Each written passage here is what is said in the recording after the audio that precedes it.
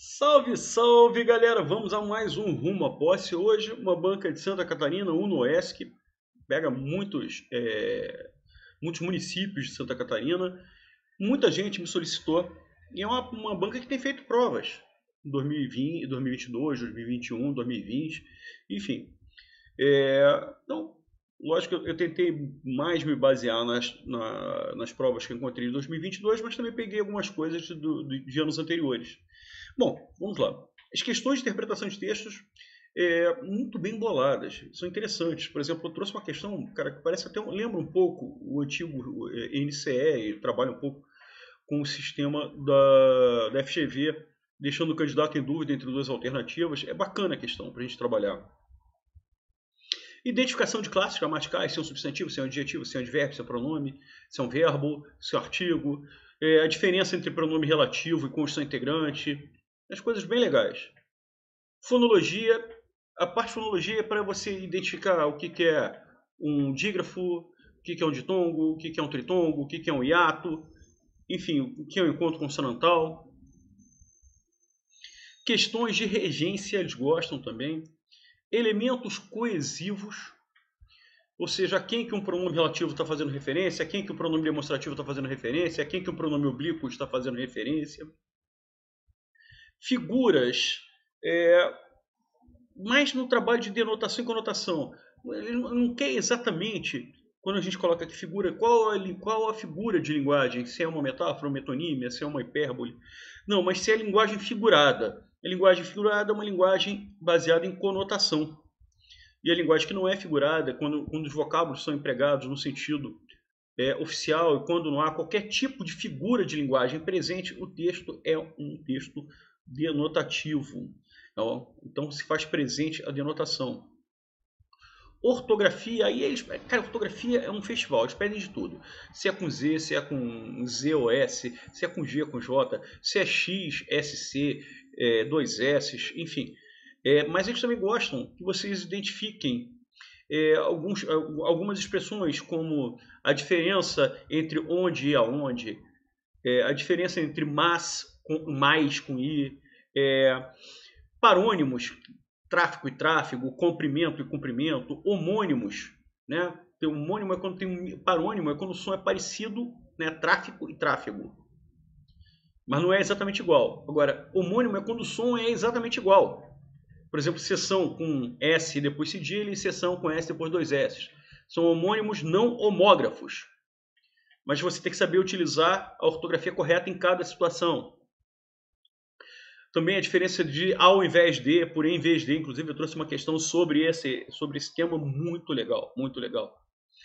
Crase, concordância, tanto verbal quanto nominal. Sintaxe, aí a parte de sintaxe é interessante porque ele pede função sintática dos termos, ele pede a classificação das orações. Por isso é até importante que você saiba conjunções, embora eu não tenha colocado aqui, mas se ele pede a classificação de orações, ele pode pedir tranquilamente, tá? A identificação da função semântica de um conector. Certo? Quantas orações há numa frase? Ele pede mesmo para você contar o número de orações. Questão de pontuação para você identificar se a frase está certa ou errada. Mesma coisa, questão de colocação pronominal para você identificar se a frase está errada ou se está certa. Pois então, eu não vi você colocar a questão de conjunções. Mas eu vi aqui na parte de sintaxe, classificação de orações. E eu vou te ser sincero, eu não deixaria de estudar conjunções por nada nesse mundo. É o assunto que mais vem caindo em concurso público. Além do que, a parte de conectores, de conjunções e o meio de campo entre a gramática e a interpretação de textos. E se as questões de interpretação de textos são tão bem boladas, são bem feitas, obviamente você tem que saber, é uma banca que sabe trabalhar questões de interpretação, então você tem que saber conjunções. Eu não deixaria de estudar de jeito nenhum. Conjunções e preposições, mas sobretudo conjunções, a parte de conectores. Beleza? Vamos para as questões. Esse texto aqui é muito legal, tá? Um texto que fala sobre a influência que o português do Brasil tem sobre o português de Portugal. É bem interessante e a colocação que o autor do texto faz sobre isso. O bem e o mal do estrangeirismo. Rooftop, insight, approach, O Brasil parece até aquele samba do Zeca Pagodinho, né?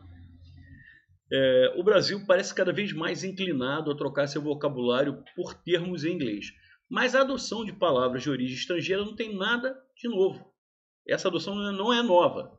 Não tem nada de nova. É tão antiga quanto a capacidade do Homo sapiens do homem de falar e fundamental para a própria evolução das línguas. Então, alguns detalhes que eu considero importantes. Olha lá. Fundamental para a própria evolução das línguas. Ou seja, a incorporação de termos estrangeiros é normal, segundo o autor. É normal e até é importante para a própria evolução de cada língua, de todas as línguas. Isso não é um fenômeno que acontece só no português, especificamente do Portugal ou do Brasil. Bom, vamos lá. O terror dos puristas da língua em Portugal é um youtuber nascido e criado no Engenho Novo, bairro da Zona Norte do Rio de Janeiro, Lucas Neto. O carioca também é um hit entre as crianças portuguesas, a tal ponto que, em novembro do ano passado, o jornal Lisboeta Diário de Notícias publicou uma matéria em tom xenofóbico, ou seja, né, a xenofobia, né? Quer dizer, o horror ao estrangeiro, reclamando que os miúdos de lá estão cada vez mais a falar brasileiro. Eles nem falam português do Brasil, falam brasileiro. De tanto assistir Lucas e outros influenciadores daqui. Dizem Grama, em vez de... Aí vão dando vários exemplos. Tá? Isso aqui são vários exemplos de uso do português brasileiro, do nosso falar, diferente do que eles usam. Né? Grama, por exemplo, é o termo que nós usamos aqui no Brasil. E eles já usam o termo relva. Eles usam autocarro. A gente usa ônibus. Rebuçado é bala, enfim. Riscas são listras. Então, aqui, nós usamos bala, eles usam rebuçado. Então, e assim vai. O leite está na geladeira em vez de frigorífico. Né? Então, ele deu vários exemplos de situações em que o português está utilizando expressões que o brasileiro utiliza. Os educadores notam, sobretudo, depois do confinamento, nesse período da pandemia, a conta de muitas horas de exposição a conteúdos feitos por youtubers brasileiros. Ou seja, por conta dessa influência dos youtubers brasileiros. Tem, né, lá, sobretudo as crianças estão absorvendo expressões do Brasil. Pais e educadores portugueses estão preocupados, mas talvez não devessem levar o caso tão a sério. Ele falou, olha, porra, isso é um exagero. Afinal, mais do que o jeitinho de falar de sua antiga colônia, os lusos usam e abusam de palavras do francês e do inglês, e aí sem a mesma vergonha. Tá? Aí é interessante porque ele tece uma crítica, poxa, por que vocês ficam tão chateados, tão preocupados, tão nervosos, quando vocês, sobretudo as crianças portuguesas, passam a utilizar expressões que o brasileiro utiliza? Vocês não têm essa mesma reação quando absorvem palavras de outras línguas, como o francês e o inglês. Então ele vai dando vários exemplos agora de absorção lá dentro de Portugal do estrangeirismo. Um exemplo, enquanto no trânsito daqui temos em cada cruzamento uma placa indicadora que diz pare, em Portugal a mesma sinalização diz stop. Olha lá, está utilizando uma palavra da língua inglesa. E lá, como cá, o motorista entende muito bem o que deve fazer. E a finalidade, aí é determinante, né? Qual é a finalidade da língua? É comunicar. Se a pessoa compreende o que a placa diz, tanto faz se está em português ou inglês. Isso porque o estrangeirismo, a influência de culturas do exterior sobre os costumes e as falas de um povo, é parte da evolução natural de qualquer língua. Então ele fala, gente, esse fragmento aqui do texto é muito importante. Né? Ele, na realidade, corrobora essa informação que já tinha colocado aqui. Tá? Então, a influência que uma língua existe sobre a outra é fundamental para a própria evolução das línguas. E aí, quando ele chega aqui, olha lá, o estrangeirismo, a influência de culturas do exterior sobre os costumes e as falas de um povo é parte da evolução natural de qualquer língua. Você ele fala, não tem como evitar, isso faz parte de qualquer língua. Faz parte da evolução natural de qualquer língua. A forma como nos expressamos se modifica o tempo todo. E o mundo globalizado, fenômeno que não nasceu com a internet, não nasceu, já existia antes, é forte desde as grandes navegações dos séculos XV e XVI. E essa acelera, lógico, que hoje a convivência é muito maior, lógico, que no século XV e XVI as pessoas têm muito mais contato. Então esse mundo globalizado acelera esse intercâmbio cultural, não tem como. E, consequentemente, o intercâmbio linguístico. Tentar proibir isso, proibir esse intercâmbio linguístico é como enxugar gelo, não tem como. Você proíbe o uso aqui, vem outra coisa lá e assim vai. É como eles chamam, né, uma expressão metafórica, enxugar gelo. Não adianta, quanto mais você enxuga, mais vem, né, mais ele sua e mais líquido fica. Então, quando o termo de qualquer país é incorporado amplamente nos nossos diálogos e textos, ele na prática deixa de ser estrangeiro. Ele está falando muito interessante. Cara, se você incorpora aquilo e aquilo faz parte do seu dia a dia de uma forma natural, espontânea, isso deixa de ser estrangeirismo, já está incorporado na própria língua. Como ele fala, vira nosso. Todo o dicionário nacional está inundado de vocábulos que não brotaram nem em Portugal, nem no Brasil, mas que já são tão da casa quanto receita de caipirinha. É muito legal. Faz parte. Você brigar contra, você remar contra a maré é um absurdo. Então, o convívio está aí, num mundo globalizado. Então, é natural que, ao mesmo tempo que outras culturas nos influenciem, também nós influenciamos outras culturas. O mal do estrangeirismo nem está exatamente na substituição de termos como rooftop no lugar de terraço. O problema maior é quando, no afã de pegar algo emprestado de uma língua de fora, deturpamos a lógica da nossa. O que ele fala, olha, o único mal que existe em relação ao estrangeirismo é quando é exagero. É quando há um exagero, quando as pessoas utilizam desnecessariamente, havendo palavras que já são comuns no dia a dia. Quando a coisa deixa de ser algo natural, espontâneo, e passa a ser artificial. Aí sim, configura um problema, mas algo que acontece naturalmente. Tá, os estrangeiros, os exageros, como eu falei, os exageros do estrangeirismo tendem a passar. Aquilo que é exagero fica arrogante, fica besta, né? E deixa de existir, são alvos até de deboche, tal, como as palhetas mexicanas. Mas o uso que facilita a comunicação, agora qualquer coisa que facilita a comunicação, quando você não tem uma palavra adequada para determinada situação, ou existem às vezes pessoas que estão tão disseminadas pelo mundo inteiro, que mesmo você tendo uma palavra, vale a pena você absorver aquele vocábulo, porque você vai se deparar com ele em outras situações. Então uma coisa que é natural, legal, vale a pena. Mas o uso que facilita a comunicação vai vingar sempre. Se facilitou a comunicação, vinga. E a língua portuguesa no Brasil, que os portugueses chamam pejorativamente brasileiro, não é língua brasileira, é uma língua portuguesa falada do nosso jeito, né? Escrita do nosso jeito também. Nós temos pequenas diferenças, mas vai continuar se enriquecendo com palavras e expressões que não teriam como surgir aqui. Então, cara, se a palavra surgiu lá e se isso facilita a explicação, por que não? Por que não? Então, é um mundo moderno, não tem como fugir disso. E é uma besteira. E ele critica, pô, vocês não têm esse preconceito em relação ao que vem do inglês ou ao que vem do francês, mas tem em relação ao que vem do Brasil. E aí tem uma questão, essa questão número 1 que eu trouxe para a gente trabalhar, é muito legal. Porque você tem duas questões que são interessantes. Eu vou eliminar logo duas alternativas.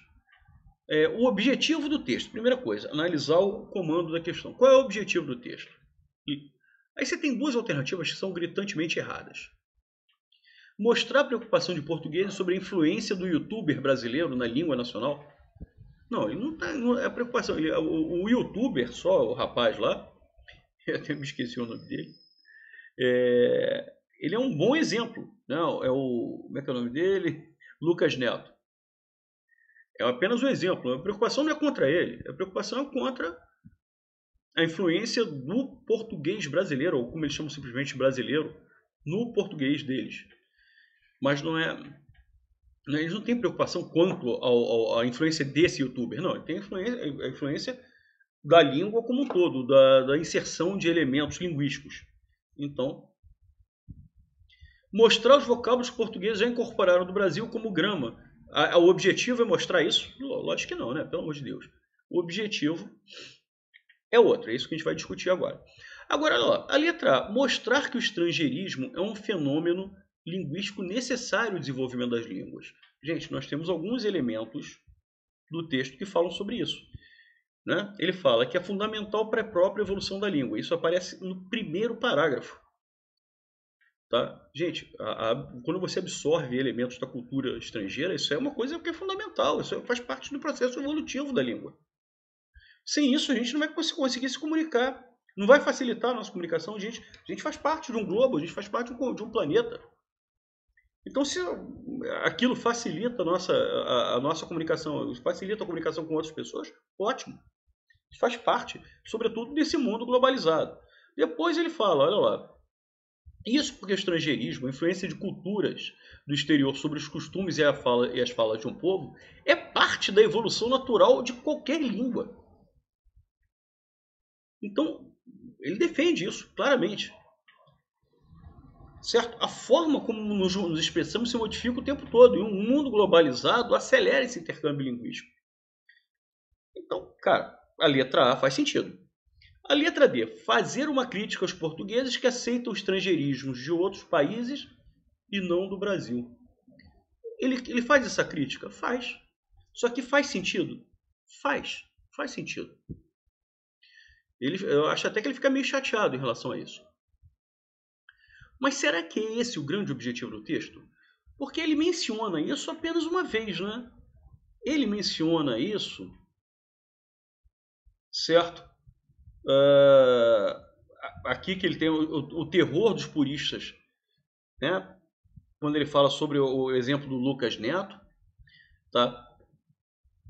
Agora, quando ele fala aqui, ó, os lusos usam e abusam do francês e do inglês, e aí sem a mesma vergonha. Ou seja, mas no fundo, ele fala sobre o emprego de expressões inglesas e francesas na língua portuguesa, que as pessoas não têm essa mesma vergonha quando utilizam o que eles chamam de brasileiro.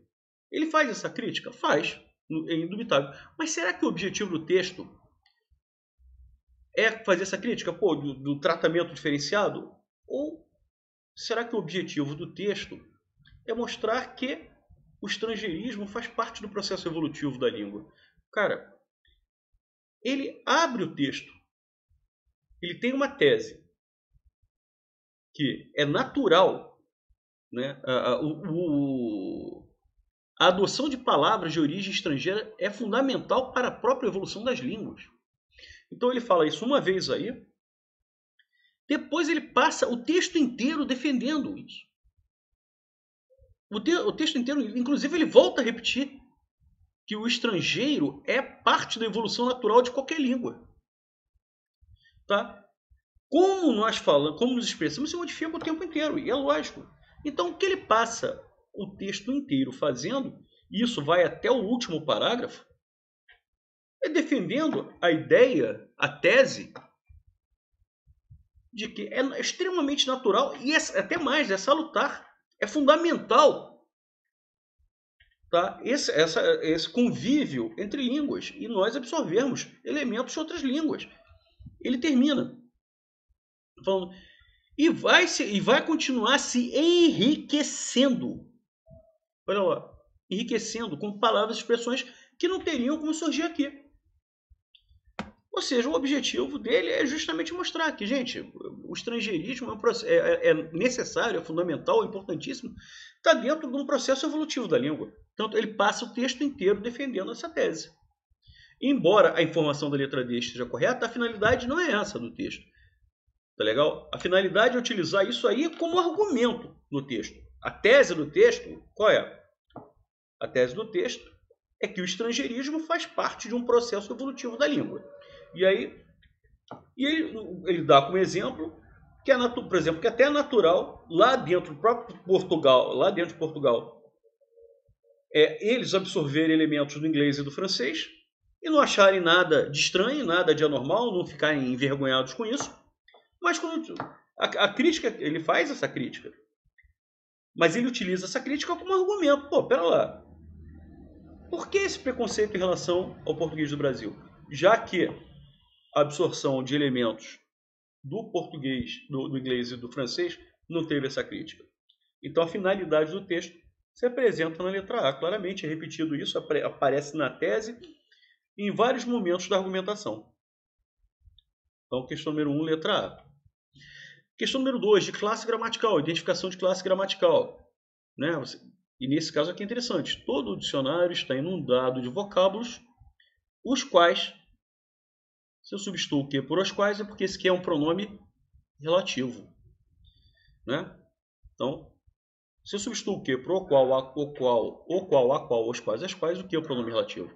Vocábulos, os quais não brotaram nem em Portugal, nem no Brasil, mas os quais, o outro pronome relativo, os dois, estão ligados a vocábulos, inundados de vocábulos, os quais não brotaram, vocábulos, os quais já são tão de casa quanto receita de caipirinha.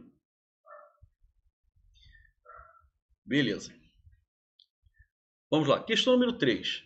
Em todas as frases há figuras de linguagem. Olha só. Linguagem, que foi até aquilo que eu falei, denotação, conotação e tal. Tentar proibi-lo é como, tá? É uma comparação. Se eu falar tentar proibi-lo é enxugar gelo, seria uma metáfora. Mas como eu tenho como e como é um conector comparativo, deixa de ser uma metáfora e passa a ser uma comparação. Tá? A comparação é um tipo de metáfora, só que com a presença de uma conjunção comparativa. Então, se José é forte como um leão, tal qual um leão, feito um leão, é uma comparação. Agora, João é um leão, já passa a ser uma metáfora. Então, certo? Como eu tenho um conector, trata-se de uma comparação. Isso é uma linguagem figurada. É uma figura de linguagem. A mesma coisa aqui, os exageros de estrangeirismo tendem a passar, igual como acontece com as paletas mexicanas. Novamente aparece o conector. De novo eu tenho uma comparação.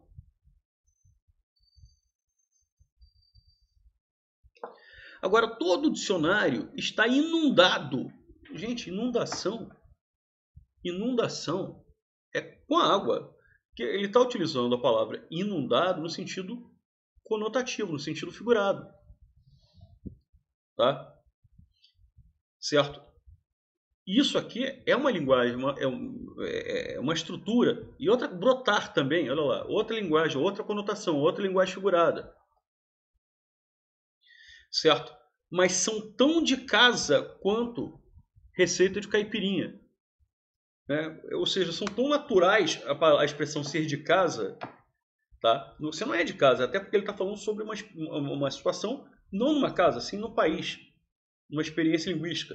Então, você tem várias expressões no sentido conotativo, no sentido figurado.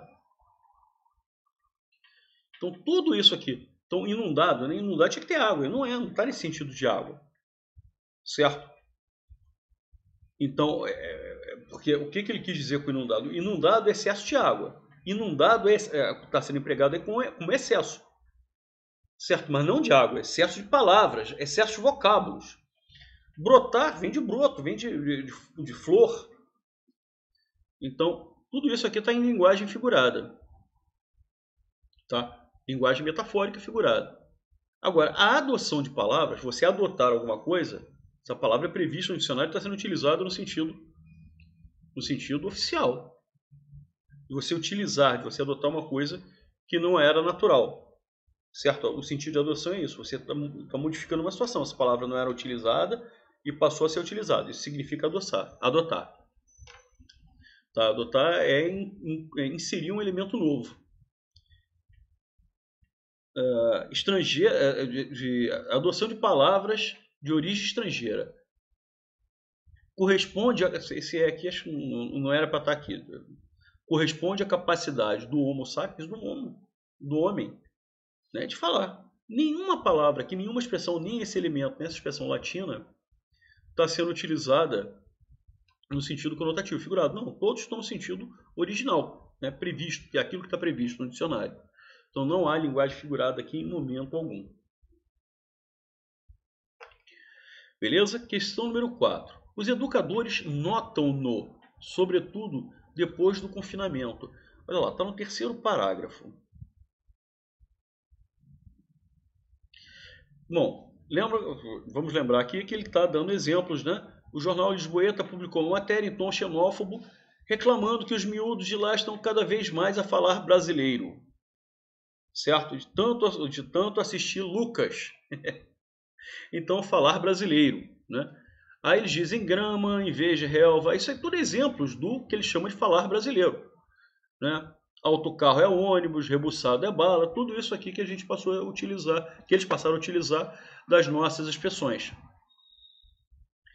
Os educadores notam, sobretudo depois do confinamento, porque eles ficavam vendo muito o youtuber Lucas Neto e outros youtubers também.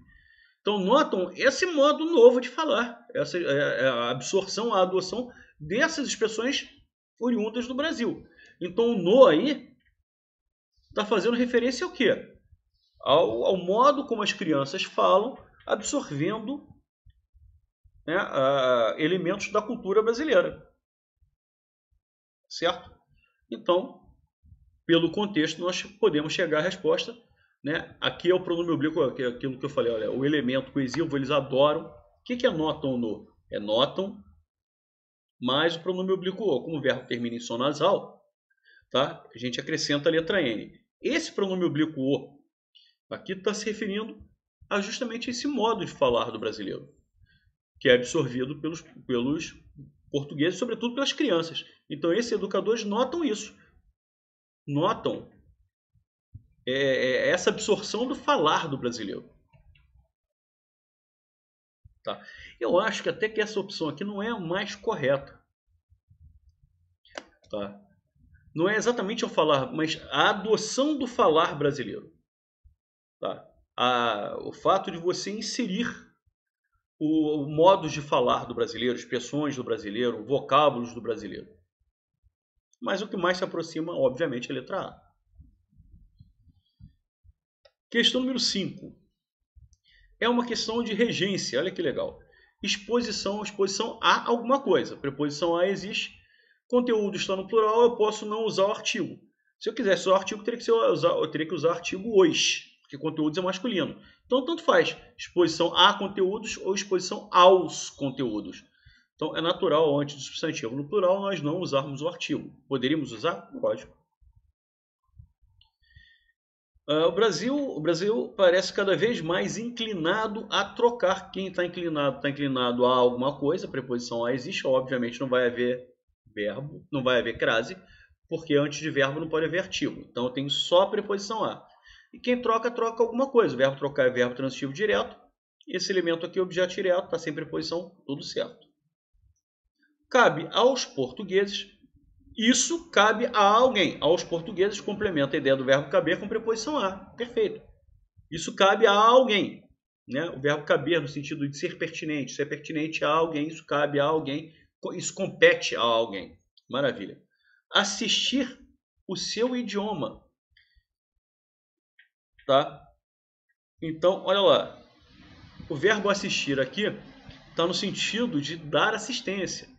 Que pode, nesse caso, é transitivo direto. Ele pode ser transitivo direto, dar assistência ao idioma. Tá? Agora, a letra D de dado, de tanto assistir Lucas, o Lucas aí é o youtuber, eles estavam assistindo ao quê? O programa do Lucas. O verbo assistir aqui, tá? O verbo assistir está no sentido de presenciar, de ver. Porque eles não estão dando assistência ao Lucas, não. Se fosse no sentido de dar assistência, como no caso de cima, beleza, ele pode ser transitivo direto. Mas pode ser, porque pode ser transitivo indireto também. Certo? Então aqui poderia ser assistir ao seu idioma. Se bem que existem autores até que só admitem como transitivo direto, mas a maioria, inclusive Celso Cunha, admite as duas possibilidades, no sentido de dar assistência. Tanto como transitivo direto ou transitivo indireto com preposição a. Então, como transitivo direto, é bacana. Agora, esse verbo assistir aqui está no sentido de ver, de presenciar. Nesse caso, ele é verbo transitivo indireto e regendo obrigatoriamente a preposição a. Obrigatoriamente. É o verbo assistir no sentido de dar assistência. Perdão, sentido de ver. Eu assisto ao jogo. Porque ele está vendo o programa do Lucas. Né? Ele é um youtuber, então ele está assistindo pelo computador. Ele está assistindo ao programa do Lucas. Então, o Lucas aqui, você não está ajudando, você não está dando assistência ao Lucas. Você está vendo o Lucas. Como o verbo assistir no sentido de ver é transitivo indireto regendo a preposição a, aqui obrigatoriamente tem que ter a preposição a. Você pode ter só a preposição a com artigo o, porque antes do nome próprio, o artigo é opcional. Mas tudo bem, o artigo é opcional, você não precisa usar, mas a preposição a é obrigatória. Tinha que haver a preposição a. Então o erro está aqui.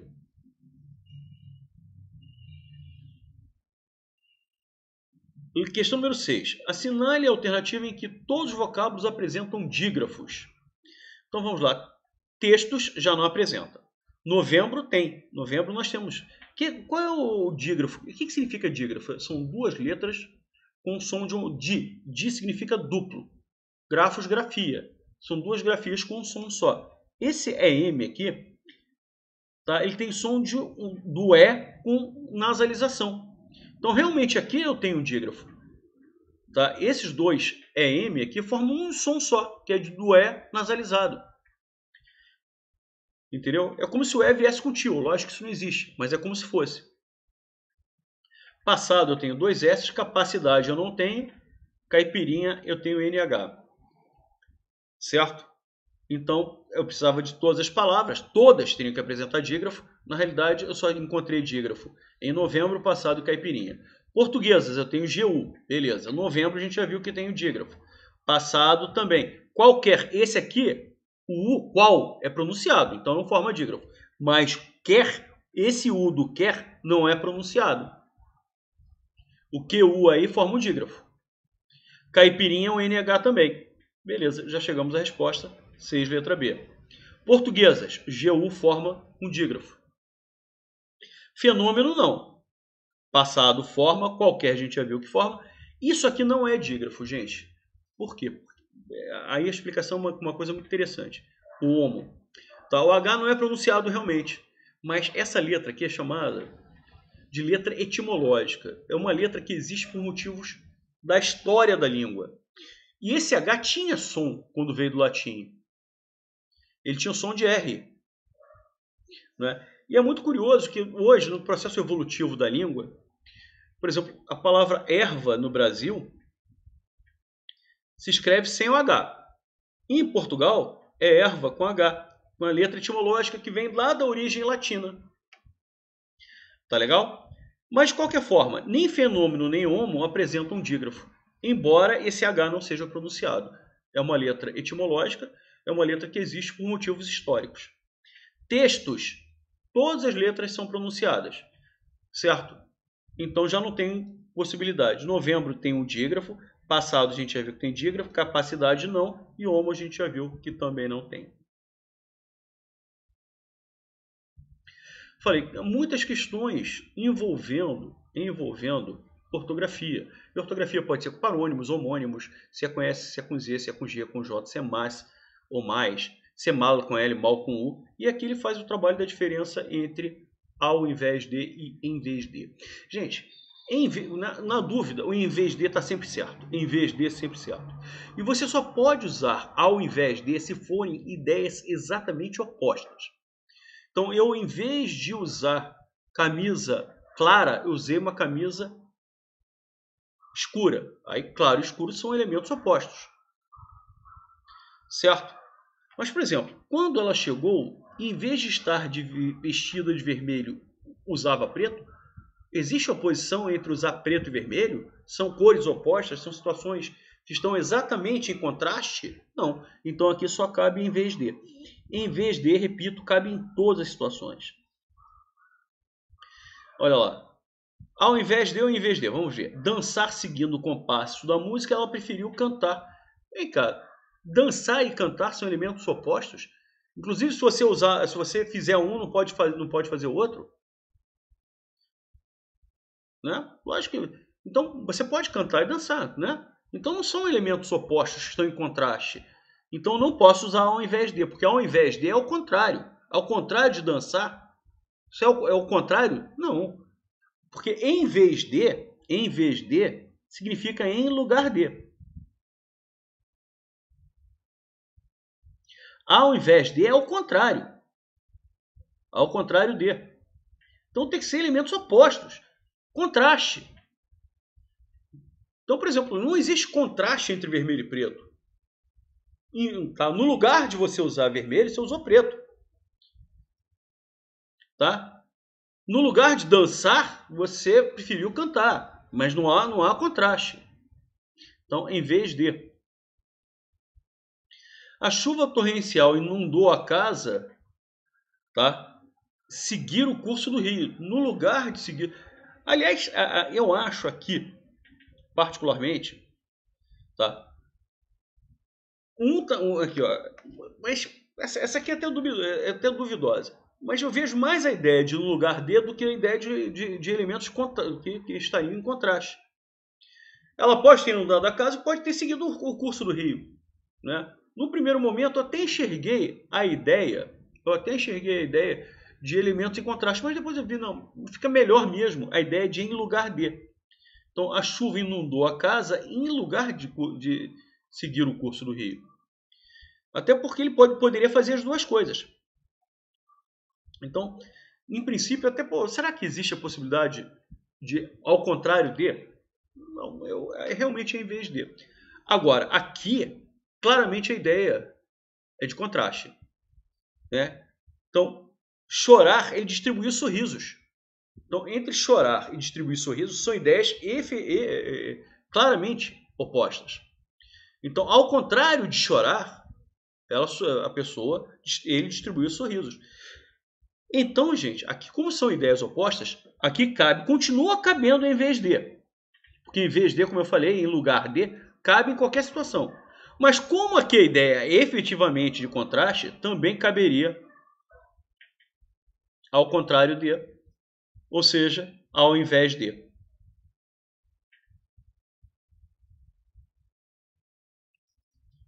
Por isso que a resposta foi letra D.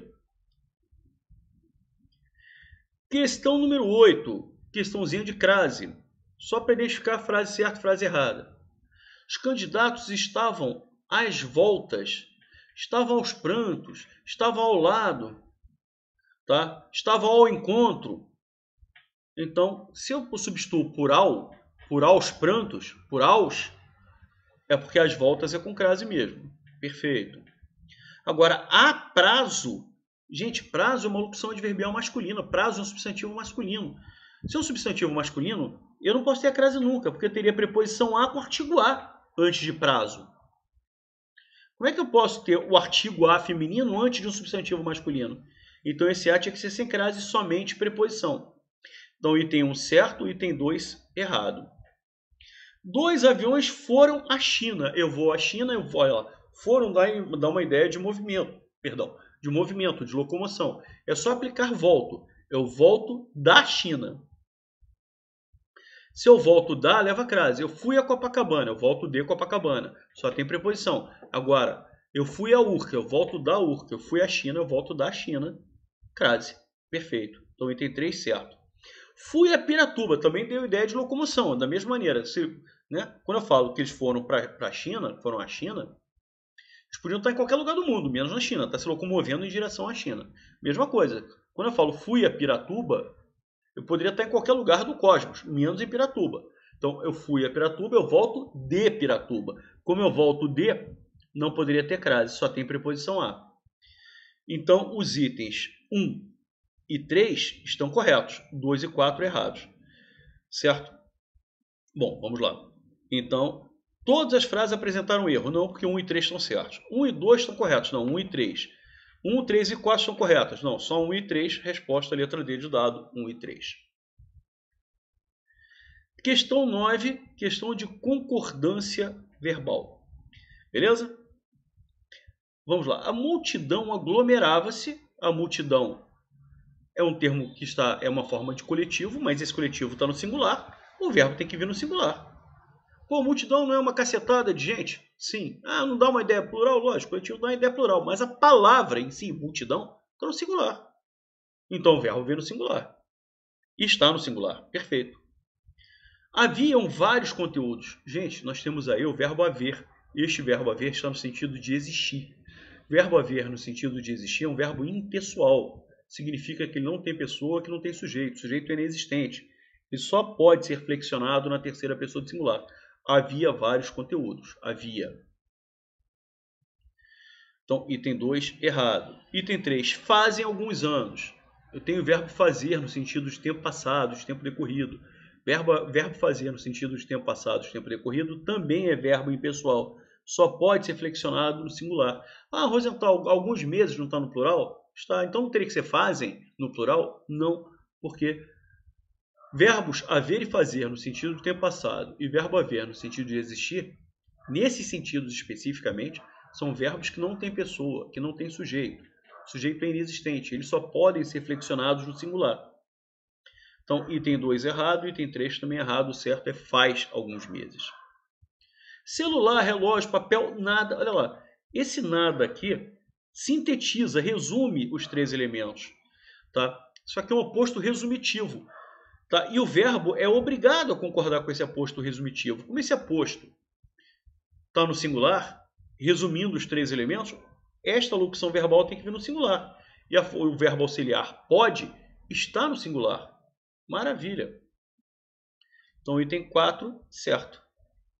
Então, o 1 e o 4 estão corretos. Questão número 9, letra C. Questão número 10. Cara, olha só que questão. É uma questão de orações, mas que ele pede, no fundo, apenas uma coisa.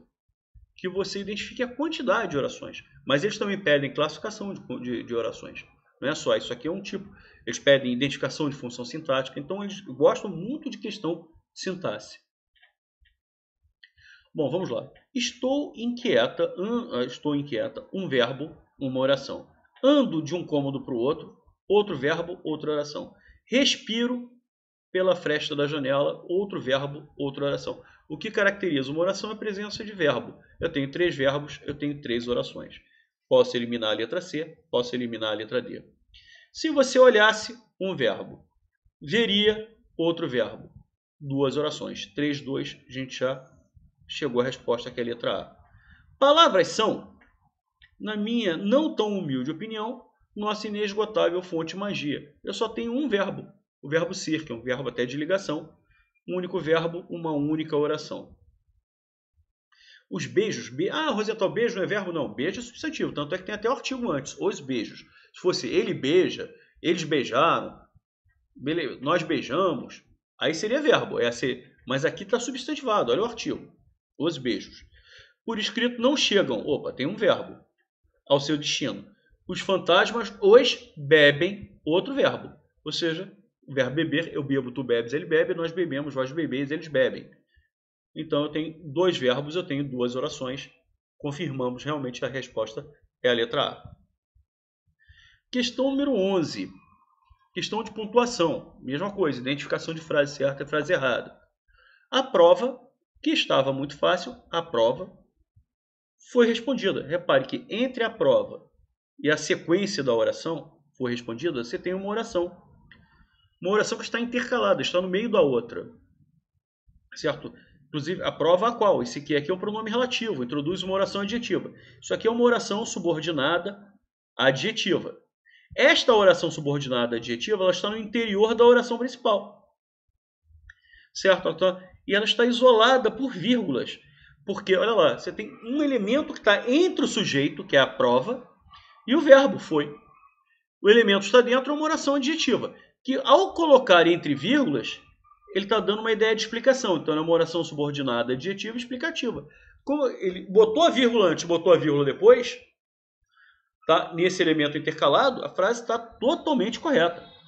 Então, item 1 certo. Senhores, desliguem seus celulares. Isso aqui é um vocativo. O vocativo, onde aparecer na oração, tem que estar isolado por vírgula. Como o vocativo veio no início, a vírgula veio depois. Perfeito. Item 2 certo. Há muitos anos, eu tenho uma oração subordinada adverbial temporal. Certo? Essa oração subordinada adverbial temporal, ela vem antes da oração principal. Sempre que a oração subordinada vier antes da principal, a vírgula é obrigatória. Ela foi perfeitamente empregada. Correto? E o item 4. Kobe Bryant, aliás, aquilo foi tão triste, meu Deus do céu. Um dos meus ídolos do basquete. Kobe Bryant, astro da NBA, morreu no desastre. Kobe Bryant morreu. Entre o sujeito, Kobe Bryant, e morreu, você tem um aposto que está explicando quem é o grande Kobe Bryant. Um aposto. O aposto, tá? Ele está entre o sujeito e o verbo. Esse aposto poderia estar isolado por vírgulas, como está corretamente, perfeito. poderia estar entre travessões ou entre parênteses. Aí fica ao gosto do freguês. O emprego das vírgulas é perfeito. Todas estão corretas. Todas as frases ficaram corretas. E a saideira, questão número 12, de colocação pronominal muito simples, gente, muito simples, muito simples. Ele pede que está em desacordo. Desacordo, dá uma ideia, tá? De negação, ou seja, que não está em acordo, ele quer errada. Nada é um pronome indefinido. O pronome indefinido atrai o pronome oblíquo, ou seja, a próclise é quando o pronome oblíquo vem antes do verbo. Perturba é verbo. Este pronome oblíquo é atraído pelo nada. Perfeito. Tá? Você usa a próclise corretamente, porque o nada atrai esse pronome oblíquo, então esse pronome oblíquo tem que vir antes do verbo. Fale-me sobre suas expectativas. Eu não posso iniciar a oração por pronome oblíquo. Logo, eu tenho que usar o pronome oblíquo após o verbo. Em ênclise é quando o pronome oblíquo, olha lá, fale é o verbo falar. Esse pronome oblíquo está vindo depois do verbo. Quem é um pronome interrogativo? O pronome interrogativo atrai o pronome oblíquo, por isso a próclise é o pronome oblíquo antes do verbo. Perfeito. Agora, te chamei aí não. Nós não podemos iniciar a oração por pronome oblíquo. O emprego do T iniciando a oração é um erro grave. O certo seria chamei-te. O erro está aqui. É que está em desacordo com a norma culta. Com essa questão aqui, nós encerramos mais um rumo à posse. Eu acho que deu para passar bem para vocês aí as características dessa banca. Muitos alunos me pediram, são provavelmente pessoas de Santa Catarina, né, nossos amigos aí de Santa Catarina, que pretendem fazer concurso, certo? Então, tá aí. Eu acho que né, é uma banca que pede de tudo um pouco. Classe gramatical, função sintática, classificação de orações, identificação da quantidade de orações, fonologia, dígrafo, ortografia, crase, regência, concordância. Ou seja, você tem que estudar tudo. Não tem como fugir. Tudo. Eu não encontrei especificamente questão de conjunções. O único assunto que eu encontrei foi, precisa não. Precisa. Eu não deixaria de estudar conjunções nunca. É o tema mais cobrado em concurso público hoje, mesmo que essa banca não tenha explorado tanto até então, eu não deixaria de estudar. Tá legal, galera? Maravilha. Um grande abraço para todos e até a próxima.